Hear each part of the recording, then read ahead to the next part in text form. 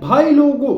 جب رائٹر نے ایک ڈرامہ لکھ دیا تو پھر ڈائریکٹر کیا تک بنتی ہے کہ وہ اس میں اپنے ہی سین لکھنا شروع کر دے۔ عشق مرشد ڈرامے میں ایسا ہی ہوا، اور اس وجہ سے بہت سی ایسی غلطیاں اس ڈرامے میں آئی ہیں جنہیں جان کر آپ یقیناً حیران ہوں گے، اور اسی کے ساتھ یہ بھی کہ کیسے اس ڈرامے کے اندر کہانی کو آگے بڑھایا جائے گا۔ آپ کو آج ہی ہم ساری کہانی بتائے دیتے ہیں، لیکن اگر آپ ہمارے چینل پر نئے ہیں، ریکویسٹ ہے سبسکرائب کر دیں۔ ڈرامہ سیریل عشق مرشد جو بہت ہی زیادہ مقبول ہوا ہے، اور اس ڈرامے نے کامیابی کے ریکارڈ قائم کیے۔ ریکارڈ قائم کرنے کی وجہ یہی تھی کہ جب ڈرامہ سیریل عشق مرشد کی لانچ ہوئی، اس وقت پاکستان میں اور کوئی ڈرامہ چل ہی نہیں رہا تھا۔ بلال اشرف اور در فشاں سلیم کو اس ڈرامے میں مین کرداروں کے طور پر لیا گیا،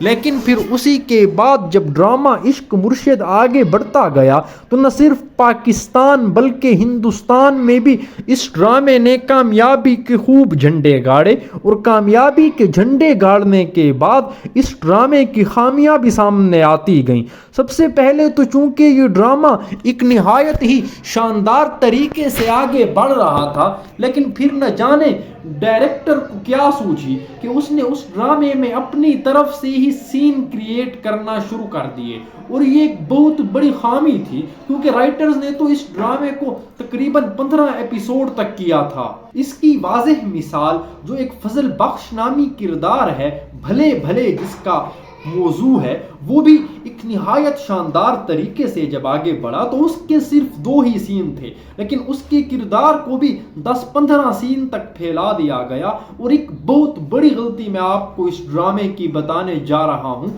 کہ ایک سین آتا ہے جس میں جب وہ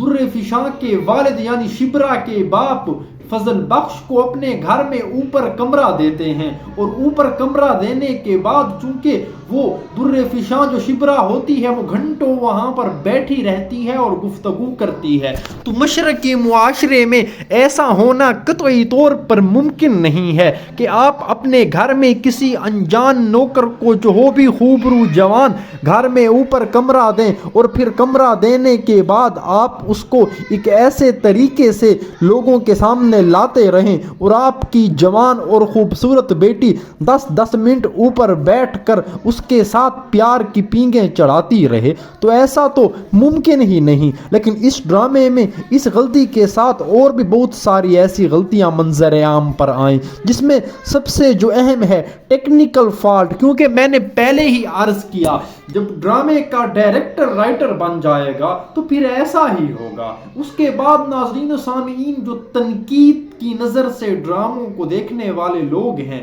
وہ خوب بات کر رہے ہیں کہ شبرا اور فضل بخش کی کہانی دلچسپ ہے، لیکن اس کہانی کے علاوہ اس ڈرامے میں آگے اور کچھ نہیں۔ اس کے بعد کہ جب اب فضل بخش نے شبرا کو اپنی اصلیت بتا دی ہے تو آگے کیا ہوگا؟ جی ہاں،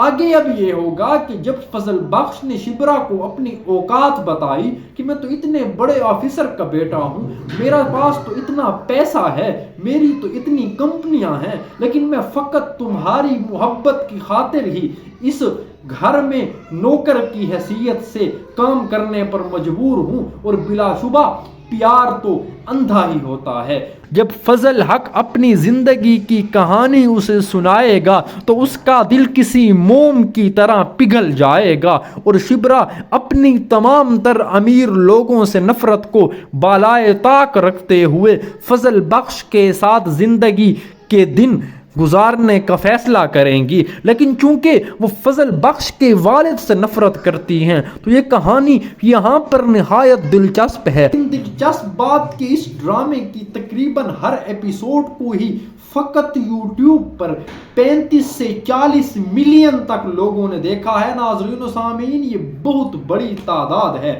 اور اسی وجہ سے اس ڈرامے کو پاکستان کی تاریخ کا کامیاب ترین ڈرامہ کہا جا رہا ہے، کیونکہ جب یہ ڈرامہ منظر عام پر آیا تو اس سے پہلے میرے پاس تم ہو کامیاب ترین ڈرامہ تھا، لیکن یہ ڈرامہ جس میں فضل بخش اور شبرا کا کردار لوگوں کی توجہ اپنی جانب مبذول کراتا ہے، کامیاب ترین ڈرامہ بن چکا ہے۔ انڈیا میں بھی اس کے ویور ملینز میں ہیں، لیکن اس ڈرامے کی یہ غلطیاں ہم نے آپ کو بتائی ہیں، اور یقیناً انسان ہے، غلطیاں ہوتی رہتی ہیں، لیکن یہ ڈرامہ بہت شاندار ہے۔ امید کرتے ہیں ہماری یہ ویڈیو بھی اسی ڈرامے کی طرح ہی پسند آئے گی، اور آپ کا بہت بہت شکریہ۔